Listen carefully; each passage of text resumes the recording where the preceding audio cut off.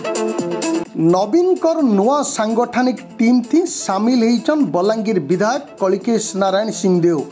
BJD के grassroot रु बरकस करवा लगी बीजेडी सभापति नवीन पट्टनायक राज्य स्तर संगठन के भांगी करी नुआ करी गढ़वार लगी प्रक्रिया मूल करिछन। पहल पर्याय रथयात्रा दिने नवीन कर राजनैतिक सचिव भावे डॉक्टर संतृप्त मिश्र को दायित्व प्रदान करा जाइछे।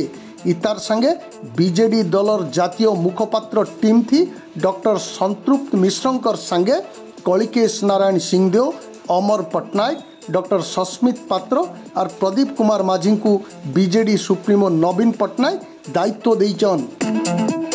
जातीय स्तर ने दलर आभिमुख्य के स्पष्ट करबार संगे संगे दलर भावमूर्ति के अक्षुण्ण रखवार लगी नवीन कर नुआ जातीय मुखपात्र टीम रो सदस्य माने उचित पदक्षेप नेबे। बलांगीर विधायक कलिकेश को दलर गुरुत्वपूर्ण दायित्व मिलला उतरु बलांगीर बीजेडी शिविर थी उत्साह और माहौल देखबार के मिलीचे। 20 वर्ष शासन क्षमता थी रही बीजेडी एचिन राज्य थी विरोधी दल हिसाब काम करबा बीजेपी सरकार के भिन्न भिन्न प्रसंग थी घेरबार लगी इघड़ी बहा बरकस करुचे बीजेडी।